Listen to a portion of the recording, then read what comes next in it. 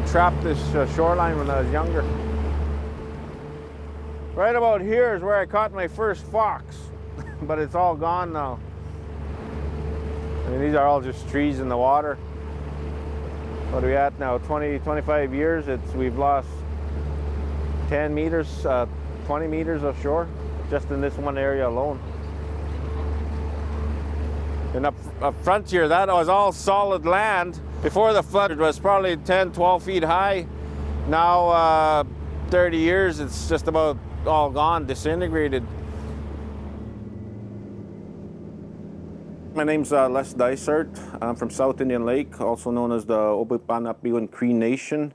I'm a hunter, fisher, trapper. And this story I'm going to tell you is really complex and has a lot of layers and needs to be shared and learned from and changed, because our environment is just being destroyed by the actions of Manitoba Hydro under the oversight of Manitoba. This is my life, so I can't look at my children and not act on this stuff.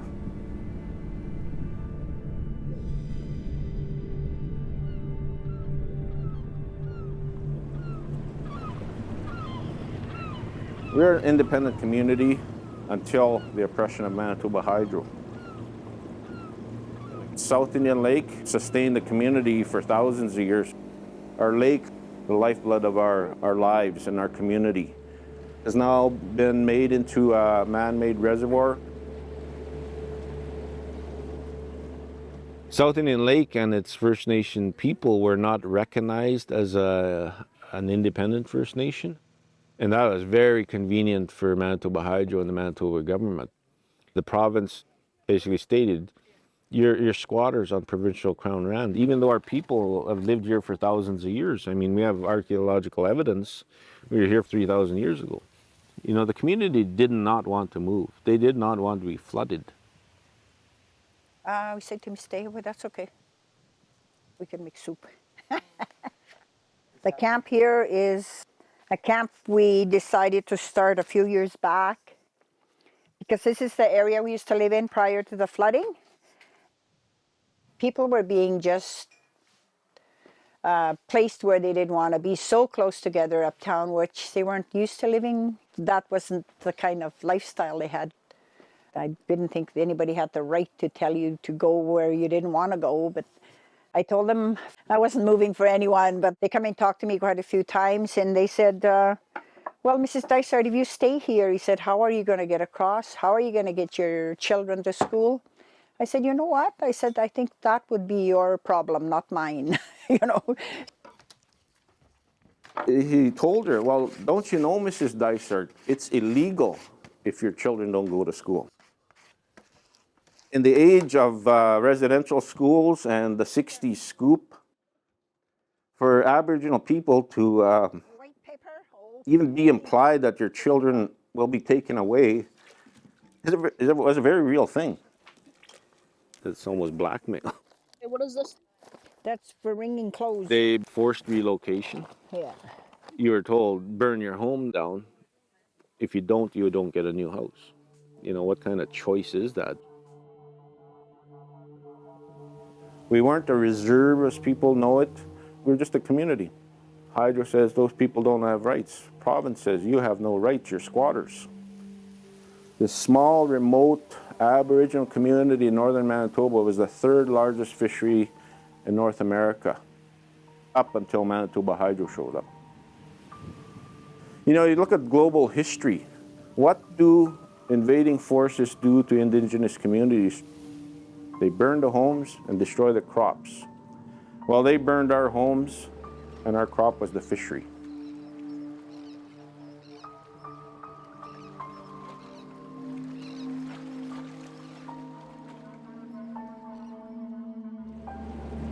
The flooding and the erosion just continues with the operation of the Augmented Flow program, which is the hydraulic operation of the CRD, Churchill River Diversion. And you see how it's Manitoba Hydro has a license issued in 1973 called a CRD interim license. CRD, again, is Churchill River Diversion Project. It was the reason why Hydro was allowed to flood South Indian Lake, saying, you know what, we'll operate this lake this way. It had specific operating parameters with it. They could only move the level of the lake 2 feet in any 12-month period. But you think about it, a 2-foot fluctuation on any lake, I mean, just about happens naturally anyway. You know, with, you know, wind, rain, and evaporation and everything like that. So, I mean, that's not a lot of water. But they've been granted permission by the Manitoba government to deviate from the interim license. And that operation is called the Augmented Flow program, which allows Manitoba Hydro to move the level of South Indian Lake 4.5 feet in any given time frame. 4.5 feet, I mean, that's destruction. Anybody who can move any kind of volume of water 4.5 feet in any given year knows they're going to be destroying something. Something's going to suffer. And currently it's us.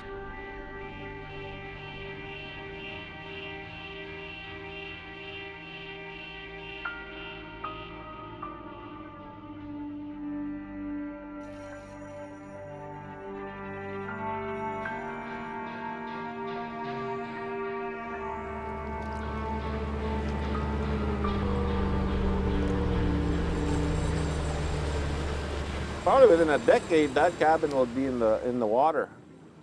I mean, when he built this cabin, these were all standing trees, but as you can see, they're dead and have fallen in. I mean, they're continuously being Washed away. washed away, literally.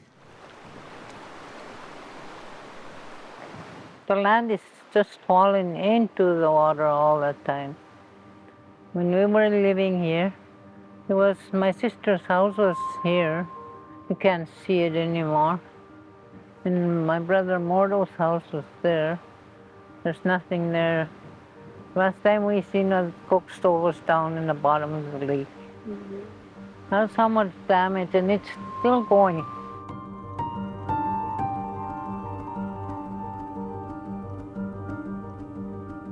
So I think Hydro done a lot of damage to our lakes and our livelihood and the livelihood for the future. Hydro didn't give much support to last for the future kids, grandchildren. That's what my dad said. Not enough what he left us for the future, my kids' children and their grandchildren. And now I see that. The kids growing up now, they think this is normal, what they see. They think it's normal. You know, they don't know what it was like, how beautiful it was, how abundant it was, how, you know, rich in everything. Now they think it's normal. You know, Manitoba Hydro and Manitoba government have succeeded what the federal government and the church have been unable to do. And it's the economic, cultural, and social genocide of a people. That's exactly what happened. Imagine living in the 4th largest freshwater lake in the province of Manitoba, and you can't even drink the water, thanks to Manitoba Hydro and the government. You know, because they destroyed everything: beaches, the marshes, the rivers, the shoreline, everything. The fish, they all destroyed. It was very difficult to keep our fishing industry going, like the fish plants. You got to have a certain amount of fish coming in to open the doors or hire people to keep on working, right? You couldn't catch 1,000 pounds a week. You might be lucky to get to 100 or 200 pounds. In the meantime, your boat is getting deteriorated, or motor is getting deteriorated. Pretty soon they couldn't afford to keep on going. There's so much depletion in terms of production. There's no jobs here too for kids that finish high school. That's the worst part in all this. All they live on is on welfare now, most of the young generation. My father was president of the Fishermen's Association, and they were always approaching Hydro with, you know, with the collapse. They'd always explain, you know, what was happening environmentally on the lake, because they're there every day. They could see it. They would say, well, that's all fine, William, but where's your science? We've done $1 million worth of studies. I recalled a scientist named Dr. Drew Bodley who studied the lake and the lake whitefish in the 80s. And I said, you know what, I'm a little frustrated. Do you think you could compile some of this and, give us an opinion at least? He took the raw data and basically he said, the collapse of the fishery, your biggest suspect is the Augmented Flow program. When they flush out the system, dump water, open the gates, whatever you want to call it, it impacts the lake whitefish population, and our catches show negative results. From 1996 to 2017, they did it like 13, 14 times. Every time you operate Mississippi Falls to extremes, the lake and the fish just get hammered. Dr. Bodley took Manitoba Hydro's data and Manitoba's data, it's not our data, and he compiled it into this graph, but he also added the operation of the Mississippi Falls in there. Lake whitefish lay their eggs in the fall, and hydro usually tries to have the level of South Indian Lake high at that time, and over the winter they draw it down. So any eggs that were laid in a certain zone are either frozen out, smothered out, or just exposed. Any business that loses 90% of its product is in trouble. From 163 commercial fishing licenses before the flood, we're averaging about 35 commercial fishermen on board now, because you just can't make a living anymore, the lake can't support very many fishermen.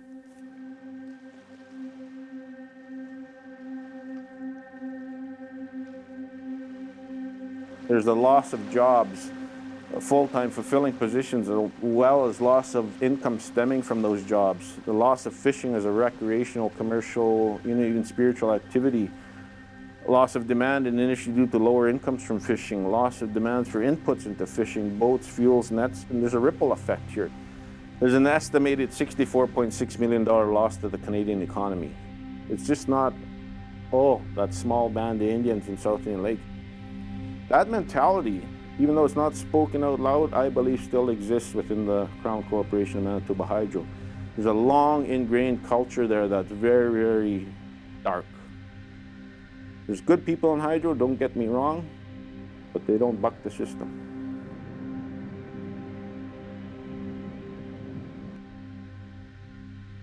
With the economy of the community going down, it created a lot of social problems that we didn't have. I can remember when I was working in the Bay, there was 3 people in this community that had the, they called it welfare at that time, but it's the social assistance program. Otherwise, everybody was self-sufficient. It really changed the people themselves in the community. They felt so lost, I guess, so everything taken from them, and how can you replace it?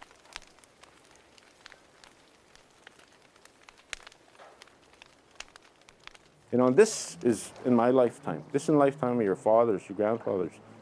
This is not ancient history.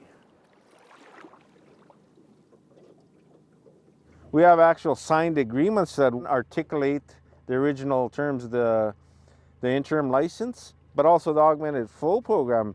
And in our opinion, they've breached both, yet they don't even want to entertain a discussion. They just want status quo. Go be quiet, good little Indians in the corner, don't speak unless you're spoken to type of thing. So it's just not we're complaining about it. I mean, we have supposedly legal binding agreements that said they would do certain things, and they're not. If Manitoba Hydro would have followed its own rules, granted by the province, there was a very good possibility we could have lived in some kind of harmony. It's one system now. Lake Winnipeg Regulation and CRD are one integrated system. They're going to operate Lake Winnipeg to protect the cottage owners and the people of Winnipeg, and they're going to destroy South Indian Lake to do it.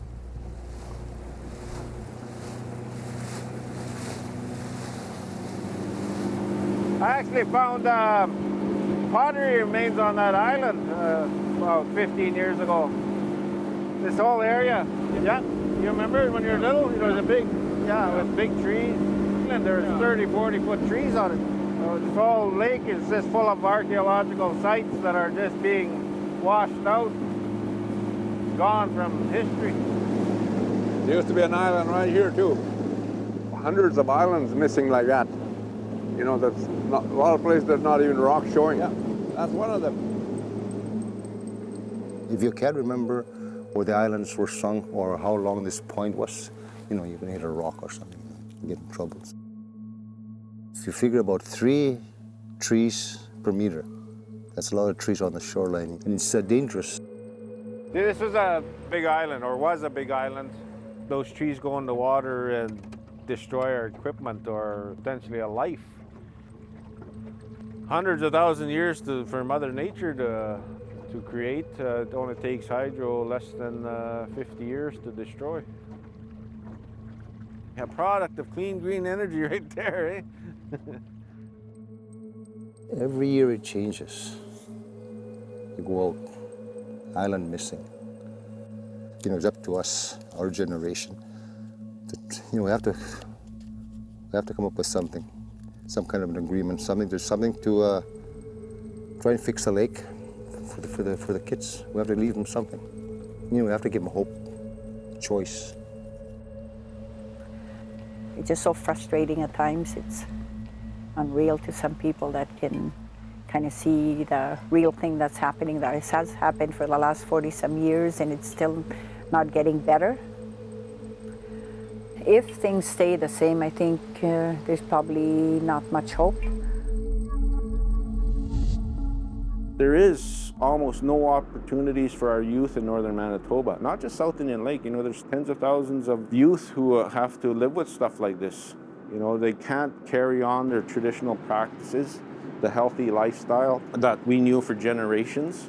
Their future, their opportunities are underwater. Things are very, very negative in northern Manitoba, despite what you've heard about progressive hydro development and partnerships. Things have actually gotten worse. With no positive economy environment in these communities, a lot of negative things start happening. The drugs and alcohol are rampant, and the negative activities that go along with that. The youth are literally destroying themselves.